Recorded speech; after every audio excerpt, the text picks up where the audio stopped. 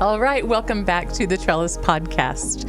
In week 13 of our More Like Him series, we are exploring what it means to live as the people of God who are formed in friendship.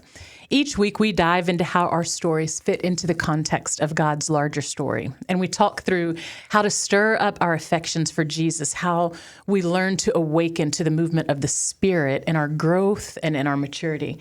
And we discover why the community of faith is essential to all of our life in Jesus. Today, in our time together, we are just walking alongside each other as we learn to become more like Him in our thoughts and our desires and in our attitudes and actions. And if I sound breathless, it's because it has taken me 3 takes just to get through that, because I have laughed so hard at the people who are sitting in the room with me today. We have already talked about angel statuary and mechanical pencils and underwear, socks, and a CPAP machine. That's right. Pretty normal morning. Standard Thursday. And so I think Krista said, I think we're going to cry on this one, but it's probably going to be me and Krista just crying tears of joy, laughing so hard that we cry. And so today with me in the studio, we have Devin Accardi and Drew Teague. That's right. All right. And Will. Gosh, I just forgot your last name. Odom. Monstaff here. Remembered mine, though. Only one of us doesn't work here. Well. I'm just going to stay quiet.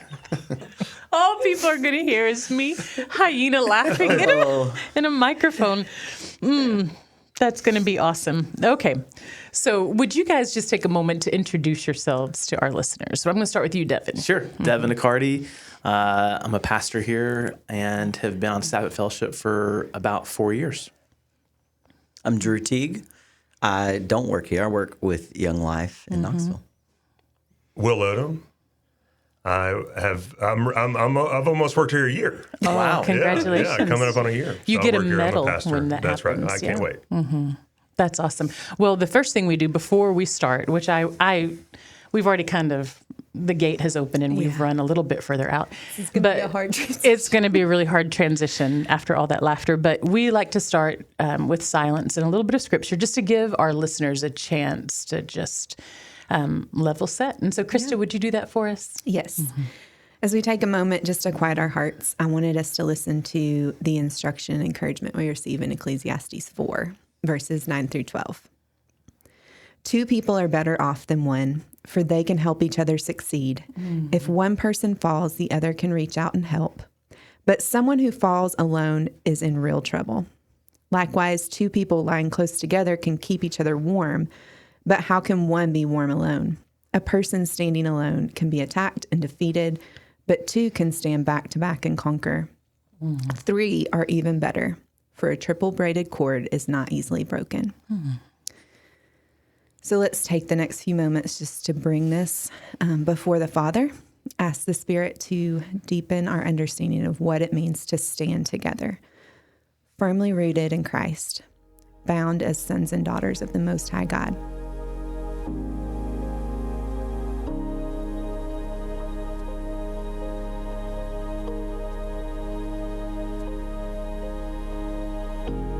All right. Well, goodness, when we first conceived of the idea of this, we knew that there would be 3 of you, but we did not know, I didn't know that you would read that passage about, and I know that generally people talk about 2 plus God, but I like that the 3 of you are in here with us. And so I just want to pitch out a question for us to start with that's just kind of fun. I'm curious to know if there is a quirk that you guys have had to tolerate. Is there something that Will does that you guys have had to tolerate about this guy for a long time, or something about Devin that you guys have just had to lovingly tolerate across the years of your friendship? And tell me first, how long have you all been friends? Drew and I were born the same year. Our parents were friends. I've known him my entire life. And then the 3 of us all met in college. I'm younger than y'all in school years, so they know each other in college. And so that's kind of when we started hanging out and going on trips together. And there really hadn't been a month that's gone by that we haven't been in touch, whether we've lived across the country from each other or now all in the same town. Just longtime friends. Yeah. So for quirks, do you want us to answer for ourselves or for other people? Other people. Okay. There's some things. Yeah, there's a couple things. I would say that like we've lovingly learned to tolerate Will has the way he deeply invests himself into something that doesn't stick around for long. Yeah. Yeah. And we lovingly embrace we love that. it. I think it helps us know what he actually likes. Give Because if me an something sticks example. around, Well, like one example would be that Will and Jess, his wife, used to live in Houston, and we all got a message one day that they had decided to become vegetarians. that's true. And so they had gone to buy a Breville juicer, which Yeah. of course is the most high end. That's another Will thing. And Why they buy had- one if it's not the All in. best? Right, and they had emptied their entire pantry, given it to a food pantry in town. And then I think we met up with him like 3 days later, and it was like a steak dinner. And he was like, "Oh, I'm done with that." Yeah. Jessica was a vegetarian for a year. That was the worst year of my life. Yeah. Yeah, like I was a vegetarian for 72 hours. Yeah. And It costs a lot. I flipped that juicer. Yeah. Yeah, I got the money you back made out. some No profit. one's surprised. In college, Will bought a typewriter and claimed that he would only use a typewriter for the rest of his days. And that typewriter sat on our kitchen table for a year and a half. Yeah. Unused. Yeah.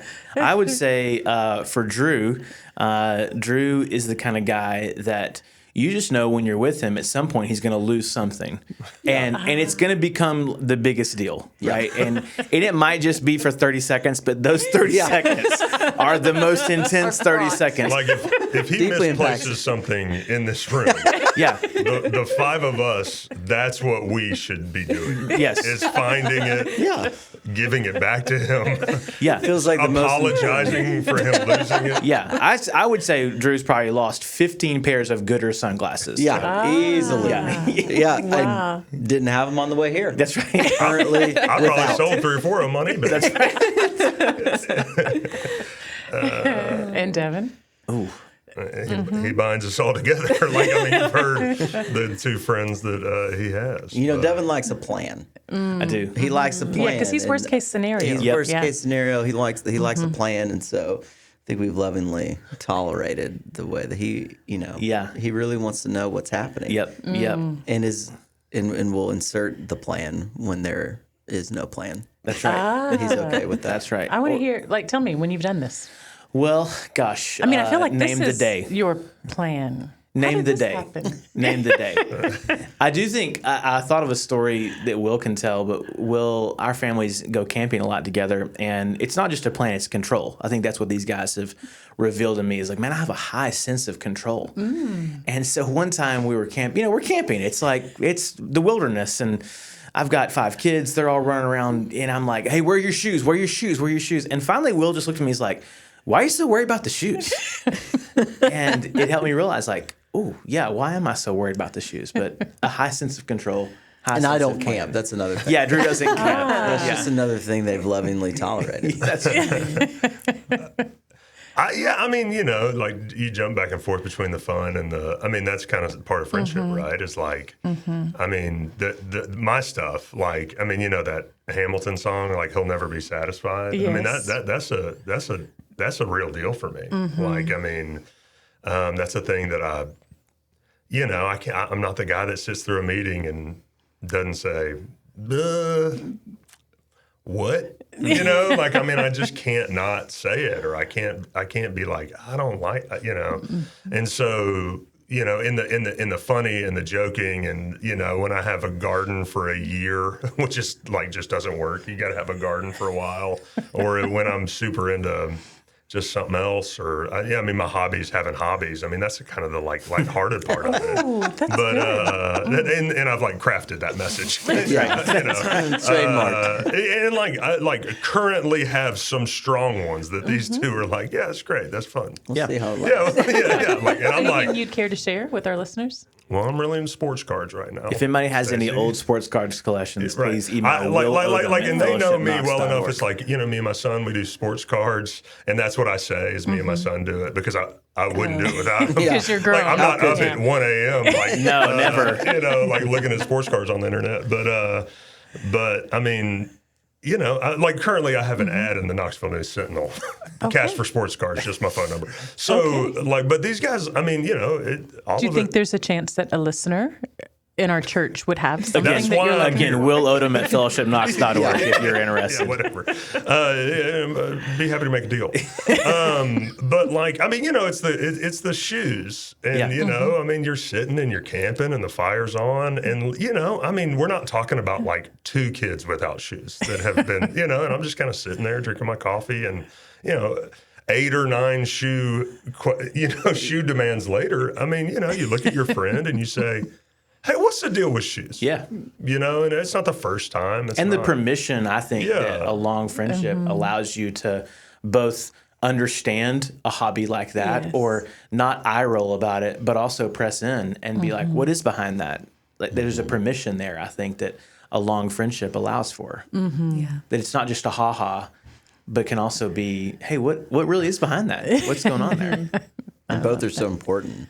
Yeah. That there's laughter involved in the quirks, and then there's space to look below the control, below the pace in which I can live, and which causes me to lose things. And well, you used to say, what was that quote about laughter and distance between people, laughter is like the that? shortest distance between 2 friends. Oh, that's right. Victor Borge said that. Victor Borge. Romanian comedian. Oh, okay. Yeah. He's Not no a longer with theologian. us. Not a theologian. Not a I don't know if that's the only people we quote in here. No, we can quote But comedians. Victor, Say it again. Victor Borge, the shortest distance between laughter is the shortest distance between 2 friends. Yeah. 3 friends. Yes. What does it mean, Drew, that that you have a notebook with notes in it, that Devin has a notebook with no notes in it, But primed and ready. But it's open. and that Will has a cup of coffee? Yeah, I would say that's pretty indicative of our personalities. and numbered notes. It's very organized. I would say I like to prepare and like to do a good job. I would say I like to be ready to be prepared. Yep. If anything needs to be written, I am ready to You're write ready. it. And I would say that however this goes, I'm pretty comfortable. Yeah. That's right. Yeah. Yeah. However this experience goes. I would say that what you're looking at right here is a pretty good picture Yeah.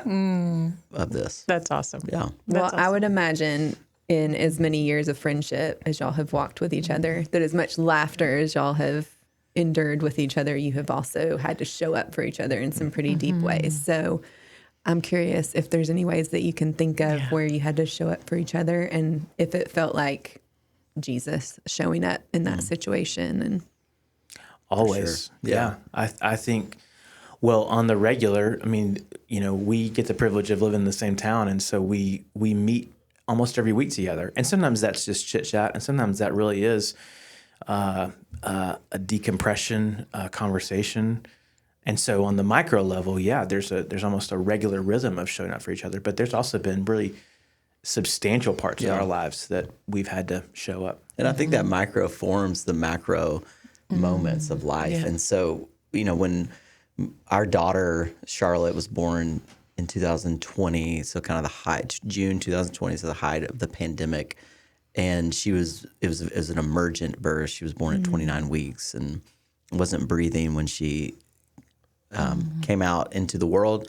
And so I'm sitting in a hospital room by myself, texting these guys saying something's happening. At this point, don't even know if they're bringing her into the world or what's going to happen. There's no heartbeat on the ultrasound. And, you know, I don't want my daughter to die. That's not what I don't want that to happen in that moment. And these are the people that I'm reaching out to. And she enters the world and they have to kind of transport her to Vanderbilt. We were in Cookeville, Tennessee, to Vanderbilt in this Angel Mobile, this NICU on wheels. And I have to figure out how to get there. I can't go in the ambulance because of the pandemic. And what I didn't know is that in the kind of hour that Charlotte had entered the world and these guys knew that she was here and she wasn't breathing, that Devin had driven to Cookeville he was living in Oak Ridge at the time. And so when I needed to get to Nashville, my friend was there. I didn't ask Devin to drive. to Cookeville, and he just was there. And so I don't remember anything about the drive from Cookeville to Nashville. I can't tell you a word. It's hard to imagine what we talked about, but I know who drove me to Nashville, and when I tell the story of Charlotte's birth, that's part of the story. Is that my friend Devin was just there, and so I think there's plenty of those big moments in life where these men have shown up. I think that's been a marker of our friendship, of just that language of you just get in the car and you go. Yes. No matter what. Even if it ends up being a non-issue. I remember we were serving together at a camp one time, and my dad, who I have a very complex relationship with my dad growing up. We were estranged for a long time, and then had this just beautiful redemptive story, and we were really on the front end of that. And he was in the hospital for he had a severe heart issue, and they were doing quadruple bypass surgery. I remember telling my stepmom, "Hey, I'm going away call me if there's an emergency." And sure enough, one night I get a phone call, and I run out of this meeting place up into kind of another building, thinking this is an emergency, like he's dead. And the next thing I know, these two guys and another friend of ours come bursting in the door. They had heard my wife had known that I had gotten this phone call, and the first thing she did was run to get them. And they sprinted up this hill, came in breathless. Thankfully, my stepmom was like, "He's doing great. Just wanted to let you know." I was like, that wasn't the plan. But it was that whole mindset of like, you just get in the car and you go. You just move towards. There's been tons of those situations in our lives. Man, I love that.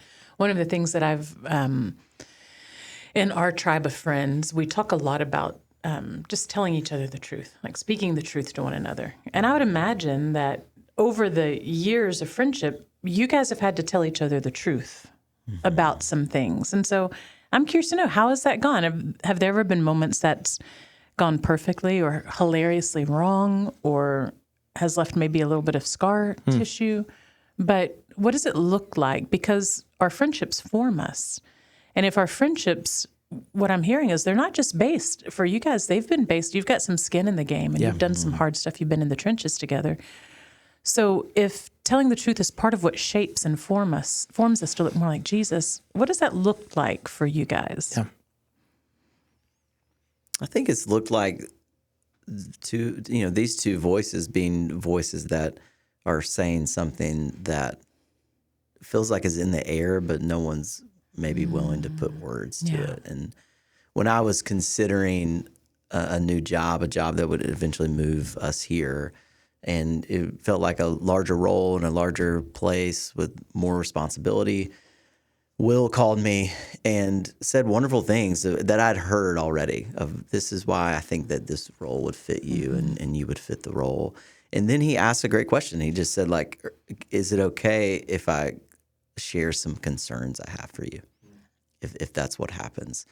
And what it did, and it was great to hear those things. I could tell you what they were, but probably what was better is it made me go and ask other people, hey, is there anything that you're concerned with? And the congruency of what people were worried about was really helpful to me. I don't think I would have asked the question. I think I was so focused on what's God doing? Is this feels right? But the truth of a friend, to not just say, I think you're wonderful and this is what could be good, but to say there's some real concern that I have. Right. And that opened the door again to a congruency of truth in my life that I don't think I would have sought out. Yeah, and the concern wasn't about, I think I remember the conversation. I was in my backyard. And, it kind of takes some I'm going to do it. Like, I'm going to do it.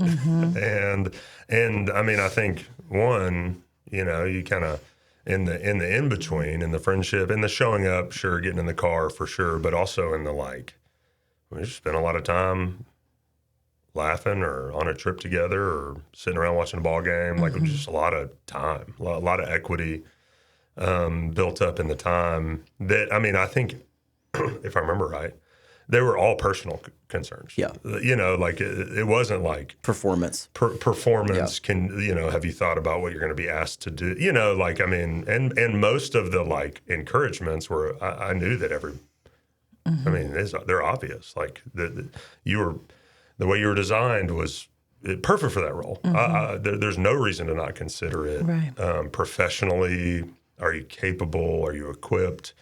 I think they were probably about your family and probably about the time, you know, that like the change of the role. Hey, that was after Charlotte was born. And after walking through all of that, I was like, okay, what's that got to mean for your time and your capacity at your house, or, you know, and I think I think that's something about friendship is like, that is my concern within friendship. I mean, I think one of the things about friendship is like, these guys aren't all that impressed with me. Like, and they're not all that impressed with me. And they haven't yet gone anywhere. Like, well, we don't have a covenantal relationship. No. I have one of those with another human, and I'm not saying that maybe other people do, but we don't. We've never made vows. We've never, but like they're not all that impressed with me. They've seen the underbelly of my life and my and they hadn't gone anywhere yet. And kind of every time, it's almost like building endurance in a friendship where you're like, every time I've gone there and I've asked a question that some people could cancel me for, or some people could not pick up my phone next time, or whatever, which has happened plenty. You know, Will pressed in. That's uncomfortable, and and we've kind of, that friendship's faded, or that relationship. They haven't. They've allowed me to press in, ask the question, and they know. But also, we all have roles vocationally and personalities and whatever, where there's probably some relationships we have that can be impressed with us, or, Will, he's such a, like when somebody's like, tell me about Will. Oh, he's so funny. I was like, yeah, that's probably a person who doesn't know me that well.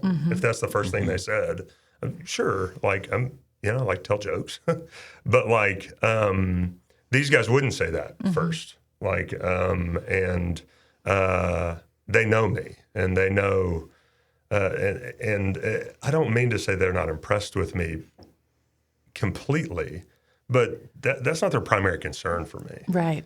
They know my heartbeat and my desires as a dad, as a husband, as a man, as a child of God. I like all these things, and there's a level that they're not impressed with me that is really important to the depth of friendship that we have. Well, and it's because, like, these guys have also seen me at my worst. You know, a lot of people see us at our best, but a dearest friend has seen us at our worst. They've seen me fumble with my marriage, or lose it with my kids, or botch a relationship, or just crumble in a situation. And yeah, I think that's a good word, Will, that when I think about friendship, it means a longevity, a commitment, not a covenant, but a commitment. And I like what you said earlier, like the macro is formed by the micro. Yeah. And some of that comes from just the daily rhythm of that, or the whatever the regularity of that is. And so when I mess up, they know that doesn't define me, the same way that when I have a great day, that doesn't define me. And so, and I need, other than my wife, it's men like this, these two and others that look at me and just keep me in between how awesome I am and how awful I am. They're the ones that keep me right there in the middle.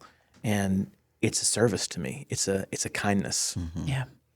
Yeah, there's a phrase that I've used vocationally that I am now trying to practice more personally, of just like earning the right in people's lives. And that's true of my 5-year-old daughter. Like I actually want to earn the right, for not just because I'm positionally her father, but because of relationally I've earned that. And I think that is the micro level of friendship, is you're earning the right in moments that really do matter. And I think perhaps we all wish that we could just hear truth on the surface level and embrace it and walk. Yeah. I don't know if I'm there yet in life. I think it does take a sense of someone has earned that right through the laughter and through showing up and through all the years or months or of that process. Can I say one more thing? I think something that I really value in our friendship that I would commend to anyone is, especially in guys' relationships, is there's not a lot of critique or criticism or sarcasm in our relationship. I think I can say that confidently. We laugh a ton. It really is kind of a baseline of our friendship, but it's never really at the expense of another person in the room. Sometimes at the expense of someone we see like at Chick-fil-A, or things like that. But rarely, a lot of our humor is not like punchy. And so I think what that does is it actually forms a permission that when I do need to speak into someone's life, it's actually received because I'm not just daggering you daily. I'm not just needling you. I'm really kind of withholding that until I need to say, or someone needs to say to me like, hey, Devin, like this is a thing I see in your life and I want to ask you a question about it. So I think that actually creates a real richness to our friendship. Is I'm really grateful for that. We don't have a kind of a needling relationship a lot of times. Yeah. That's really great. Yeah. I'm curious if there have been times where you have, maybe things have gone that direction and you've had to lean into forgiveness and grace with each other. I mean, y'all have been friends a long time, so surely, and you don't have to get into the specifics, but how have y'all walked through that? How have you navigated what that looks like in a friendship that wants to honor Christ? Yeah. Yeah. I'll say one thing that's been unique in our friendship is that we became friends here in the same town, and then we split for a long time. Will alluded to that. We split for a long time. Houston, Johnson City, Cookeville, Oak Ridge, and now we're all back in the same town. And that has actually changed the dynamic of our friendship in a good way and a difficult way, right? I remember when Drew was moving here, and Drew and I think literally we would call each other probably every other day, and we would, on our drive home from work, and same for Will. We would just, it was almost a phone relationship. We have another friend who lives in Nashville, and we just have this running Marco Polo video chat that just runs. But the dynamics change when you move in the same town. And so we have had some real serious and intentional conversations about what does our relationships look like now that we actually just live in the same town. We're doing life together. We have other relationships in our town that we want to cultivate. And so that's been a real conversation that we've had, I would say. Yeah, when you said earlier, like, something about when if you had to be honest or speak truth, like my mind went more toward like I just have to say something about me that's true. And I mean I think there is a feature of friendship where you're like I didn't have time to whiteboard it or craft it. There is no speech writing on this one. Yeah. And plain speak. And like I remember, instance since we moved here, where like it just some stuff came out, and like as I was speaking it, I was like, I am breaking some rules here. Like this is not either well-crafted or really consecrated thought. Like the Lord, this hasn't gone through the filter of the Holy Spirit at all. I mean, it's all involved, but I'm just saying it. And then and again, in friendship, and this doesn't always go awesome. Right. Right? Like, I mean, certainly not in our relationships, but in general, like, hey, tell me about that person. They really speak truth. I was like, I bet they're a fun hang. And I guess that's their thing. But, and then to say sincerely, I broke some rules in that. I said some things that were not organized or calculated. And there's a goodness to that, and there's just sincere negative. And there's hurt and pain when I'm saying, hey, this is true about me right now, about our relationship, and I didn't have a planning session for this conversation.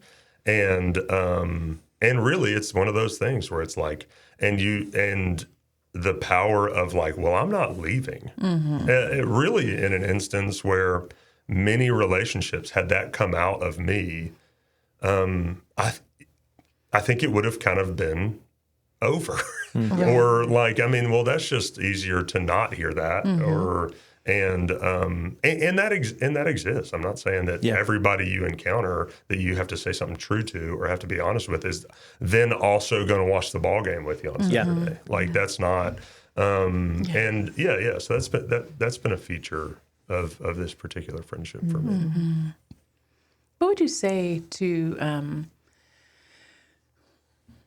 I think it's fascinating that we're having a conversation with men about men's friendships. Yeah. Like, do you think people struggle, like within the context of the church especially, do you think that that's a struggle for men to find folks who are safe? And how would somebody listening even learn to remedy that? How would they learn to sort of take a chance? You guys have so much.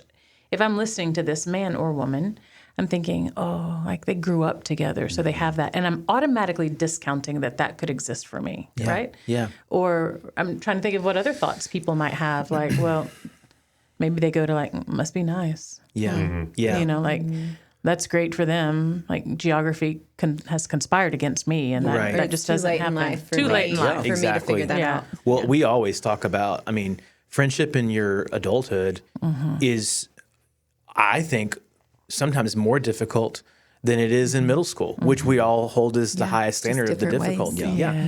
You know, there's well-worn grooves. There is opinions. There's things like that. And so to your question, well, the word that stuck out to me, Stacey, you said was safe. You know, how do I find a safe friendship?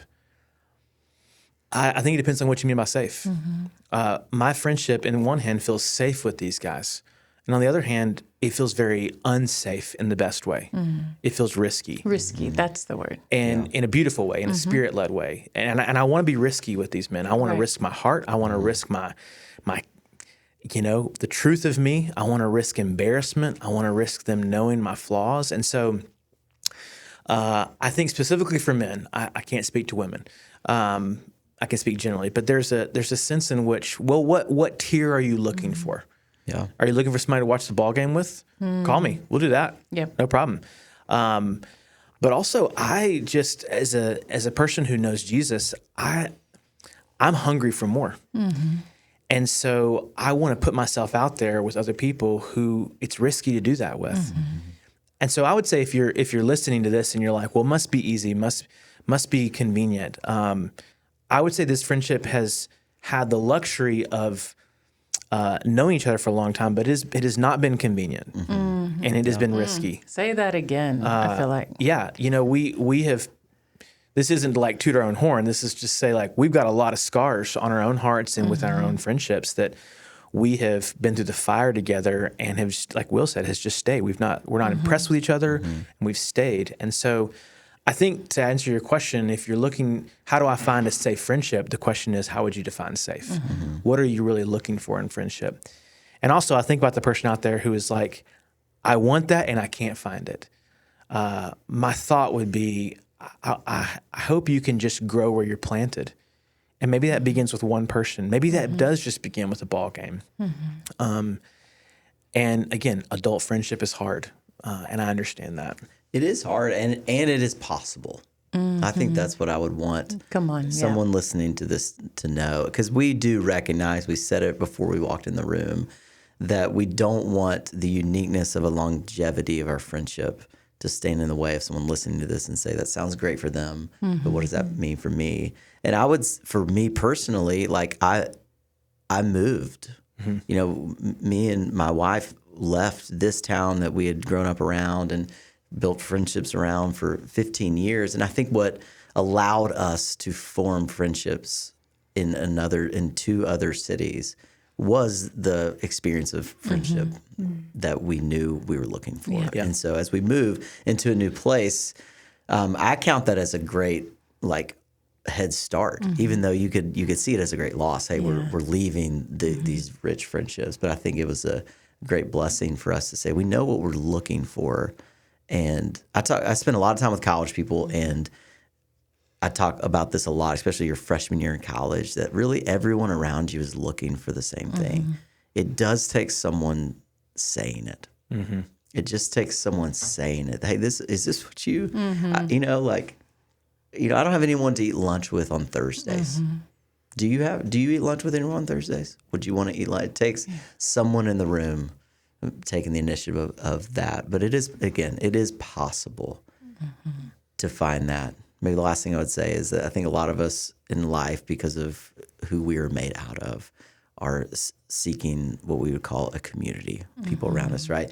And one of the things, again, with college people that I like to say is that you don't have to go and find a community. There is already a community wherever you are. I do think that you have to be willing to say, I want to be a part of that. Right. I want to be a part of that. We all go to a big old church, and I'm sure that would be something someone could critique about a place like Fellowship. But the great thing about it is that they are there. Are you willing to? Jump into it? I would add too, to be a person who not just has the riskiness to raise their hand and say, I don't have anybody to eat lunch with on Thursdays, but to be a person who has eyes that's looking for that person Yes. great. who is raising their hand.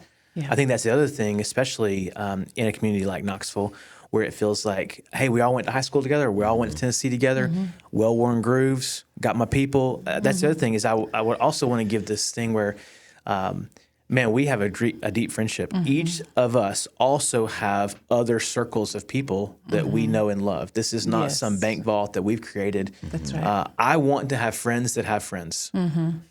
I want Drew and his wife to go to dinner with people that I don't go to dinner with. I want Will and Jess and their family to go camping with people that I don't go camping with, that make sure their kids don't wear shoes. Should we also, just for note, say again, I don't go camping. And don't ask Drew. He doesn't camp. I wouldn't camp with you. No, nor would I. Nor would I. Which is why I don't go. Yes. Yeah. To your point, like my first hesitation on doing this podcast was that anyone would get the picture that I'm not open for business. That's right. In friendship. Absolutely. You know what I mean? Because you can kind of think that, like, we just moved here 10 months ago. Sure, it's home, but we lived 15 years. Right. And this place lived 15 years. Yeah. And sincerely, I was like, I don't want to give the perception to actual people who might listen to this that would desire to be my Will Odom's friend, to be like, well, yeah, they got a special thing, and his friendship is covered. Seats taken. Seats taken. Like I'm like, I'm open for business and friendship. Yeah, good word. And like, also like, I don't need them. Like, if they leave, or if I get canceled out of friendship, or if I cancel them, or if if there's some, we know in this world you will have trouble. Right. Like, I don't know what the road of friendship, but I don't need them. Right. The Lord is my shepherd. I lack nothing. Yeah, come on. And I have a community with the Trinity. Truly, we're designed for community. I have that. Yeah. Yes. I have been given that. And man, if it plays out where I can have some community, some community, Awesome. that would be awesome. Big bonus. Big bonus. It's the best. It's great. Yes. But I mean, and I would say, like, some of the most, I don't know, like, growing, sanctifying friendships have been like this one-off guy that I found that we get together not as often, or we don't have a Marco Polo, or we don't, we're not like, what are our families doing this weekend? But like, maybe they're older or younger. If you're the younger person, it is your job to seek out the older person. I would say that's a general rule for me in the kingdom. Kingdom rule. Yeah, like seek it out. Like, if you desire some more wisdom in your life, or some more, it is your job to go find it. But like, some of those people that I think of as like, I don't know how me and that person go where we go so quickly, so not sporadically, but like after 6 months of not seeing each other. And those have been some of the richest pieces of community, pieces of, and many of them are people that they don't know. And I'll say, like, moving into a town, I have that perception of some pockets of folks where it's like, I really enjoyed being with them, but will we ever be able to crack that they all went to high school thing? Yes. Or will we ever? I think you might be carrying something that they are desiring. Yes. Not that their friendships are stale or old, but that they are different people than they were when they met. That's right. I mean, I think that's one of the great features of our relationship is neither of them, they know what's left over from my college days. Or, I mean, me and Drew, like, we've wrestled in a pool. Yep. And, Too hard. Yeah, we wrestled. We're asked by an adult to stop. In the last 6 months. What's that? In the last 6 months. Just kidding. Just kidding. No. I mean, like when we were 10, right? Yeah. I tried to drown him in a pool. And so we've Statute got of limitations. Not metaphorically. We've got history, but like, I mean, that's one of the things about moving back to a place after 15 years is like, hey, those 15 years for me, when I was kind of out of sight, out of mind, those counted. Yes. And I went places with the Lord. I went places in my marriage that you were not witness to. Right.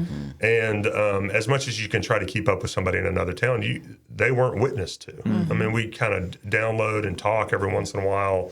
And I think we need new friendship. Yeah. I think we need, I met that person as the guy I am.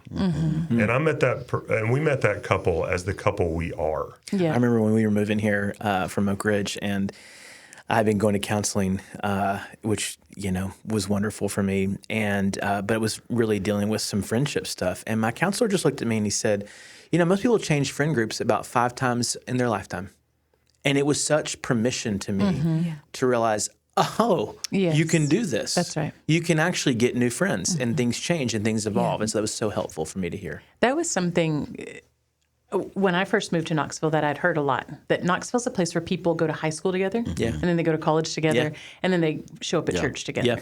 And so when I got here, I met this wild woman named Katie Neely. I think you guys are familiar with her. And we became friends based on something that I wore to my interview. And it's so funny because I was on my way to the interview, and I felt the Lord say, like, go back and grab that necklace. And I like fashion as much as the next girl, right? We can sell. But it We was can like, sell.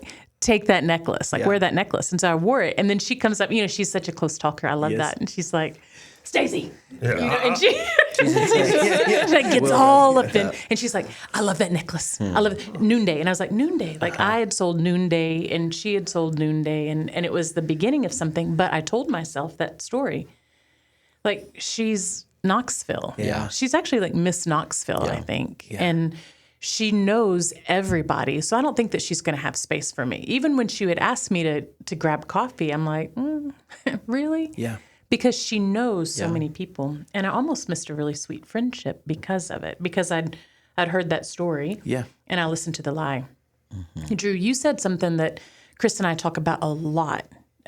We hear at Fellowship, like, it's a big church, so it's hard. Yeah. And people just sort of allow that to be an excuse. Yeah. And I just want to say to our listeners, hard? We're not going to discount that. For sure. Right. But the final word that you had was the word possible. But it is possible. And that really matters to me for our people to know, because we talk about this podcast being a way to offer handholds to help mature all of us. And we all have to grow up in our relationships, and relationships help us to do that. And so I'm really thankful for that. Yeah. I think last question, this podcast is all about, and this season of life in our church is about becoming more like him. Yeah. And so funny story, serious story. Devin, how have these two gents helped you to become more like Jesus? And then Will and Drew, you guys answer that question. How's it? Yeah. I would say the first thing I thought of was these guys boldly hold up a mirror to me. And they show me with gentleness and kindness and sometimes truth, sometimes grace, who I am becoming. And they just point me towards Jesus. They walk with him, and so I want to imitate them as they imitate him. It is inspiring to, and we know Jesus in different ways. The way that Will, this kind of Poet warrior. Yeah, exactly the words I was going to Mm-hmm. say. Kind of think this soul that ruminates on things. The way he speaks of Jesus and the Trinity is so captivating to me. Mm-hmm. The way that Drew has this clarity of thought about Scripture or a text is so inspiring to me. Mm-hmm. And I don't have to imitate them, but I want to imitate them as they imitate him. And so Yep. they've just been able to hold up a mirror and move me closer to the Father. Drew, Will? I mean, the first thing that comes to mind when I think about Will and Devin and how that is forming me to be more like Jesus is that we are formed out of a relational being, that God, as Will mentioned earlier, that this is already happening, that we were not created out of deficit. There was nothing missing in the Trinity that we were filling. Yeah. And so I think good friendship pushes me back towards the Trinity, which then forms me to be more like Jesus. When I'm back in, or at least my adoration, my affection, my attention is more towards Right. him, then I'm becoming more like him. And so good friendship reminds me of that. When I laugh deeply, when I go on adventure, when I'm told things that no one else would tell me, all these, pillars of friendships that we might all stack up against each other. When I experience that, it reminds me of who I was created to be because of who I was created out of. And so that's what they're offering me. That's good. I loved those words: adoration, affection, and attention. That's lovely. Remind me the question. How have these two helped you to become more like Jesus? Yeah, I don't know. I think part of it's like, and I'm a little at a loss for words because they just do. I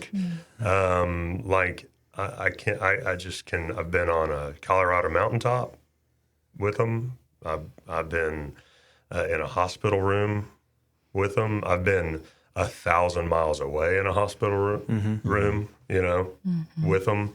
And they hadn't gone anywhere. And how much of that is echoing Christ's formation of me? Kind of, I'm bringing my stuff every day. I say, like, when my Crocs hit the carpet every day, me and Jesus are, I have like forgotten everything. Is that your bedside shoe? Absolutely. All terrain. No, I sleep in them. I don't know Crocs. Yeah. It's just kind of this daily, like, new mercies, and new mercies in friendship and new mercies in remembrance. How much easier is it to remember what he has already done than when you have some signposts or some companions, where we can laugh about our, like, quirks and remember where those quirks were born out of, these deeper places. And I've got some friends that thus far haven't gone anywhere, and I'm grateful for that. And I remember the road I've walked and how I've been formed thus far, and I think about the hope I have for the rest of my formation. Yeah. Well, we end each one of these just asking our guest a question from the book of Jeremiah. And I think Krista probably gave that to you guys. Jeremiah 9:23 and 24 says, "This is what the Lord says, let no wise man boast of his wisdom, nor let the mighty man boast of his might, nor the rich man boast of his riches, but let the one who boasts boast of this, that he understands and knows me." And so in this season of your lives individually, what is a way that you are knowing the Lord? What is one way that he's really making himself known to you, to your heart? we've all spent a career in ministry, and I have you can become a little disenchanted.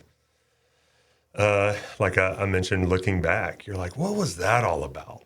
Like, those were some years where I was pretty hard at the oars, and I don't know that we did it. I don't know what we did. You can kind of, from days and working with high school students or whatever, you're like, man, that group of guys was in my living room every week for 4 years. And where are they now?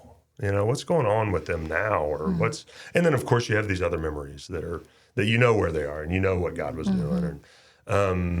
And so, but I've, so you can become kind of disenchanted, or like, you know, you're preparing to give a talk to, you know, a room full of people, and you're like, do I remember a talk that I've heard? Like, you know, do I remember any sermons? And I'm about to do that with my life, you know, or, so you can become pretty disenchanted. But I have found lately that I'm enchanted with the thought that he's been forming me through all of those years. You know, like that when I was, you know, in my living room with a dozen high school kids, and I didn't know what was happening, what was I accomplishing, what were we up to. I have been enchanted with my formation. That he might have been my father on those nights, and he might have been very interested in what he was up to in my life, and so yeah, I told some folks the other day, I'm disenchanted with programs. You know, I'm disenchanted with things you need a QR code to get to. You know, like you know, but I was pretty enchanted by a conversation at Buddy's barbecue the other day with another guy, where I knew that God was interested in the two of us, and we got to share some stuff over a soda. Between QR code events, we were really able to go somewhere. So that's kind of, I feel like, what God's up to in me right now. I love that. I would say for me, I've just been kind of plodding through Hebrews lately, and just every time I come to that passage where it talks about approaching the throne of grace with confidence has been such a, you know, gosh, what is it now? Almost 20 years into really falling in love with Jesus, and wondering, can still just bring this thing to you with confidence, and you give me grace, and you sprinkle my heart and make it clean again, and you have done that, you are doing that, you will do that. That was the first thing I thought of when you guys asked that question, was just this almost that he's not impressed with me, but he's good and he's staying. And every time I go, he says yes again and again, forever. I think right now, what feels most forming in me is the way that the scriptures continue, outside of my own knowledge or ability or degrees, but just the scriptures in the way that they aliven in me something new. And I think that's, for me, what in some ways has held me in this thing, the thing being following Christ, is the scriptures. And so just even in a new season this fall, I've just been so thankful for that, the way that the scriptures press and awaken and move me towards who Jesus is and who he is making me to be, has been really sweet. And it has, you know, I don't say that lightly. I know that as I look back at the 20 years of following Jesus, that hasn't been true every season of how thankful I am for the way the scriptures are speaking, but I am right now. Thanks for sharing your story with us. Yeah, for Absolutely. the encouragement to risk, that we don't have to get stuck in thinking that everything has to be well crafted and consecrated before we dive in, that even in the midst of the hard, there is the possible. I love that word. And I hope our people continue to come back to that. So, Krista, will you take us home? Yes. Yeah. Let's pray. You, O Lord, have called us friend. You've loved us before the foundation of the world, and you desire to walk with us in every moment. As we move throughout this day, help us see others through your eyes and align our hearts with your heart. Remind us to seek unity in all that we do, and teach us to walk in humility. Strengthen our friendships to bring honor to your name. Amen. Amen. Amen. Thank you, guys. Thank you.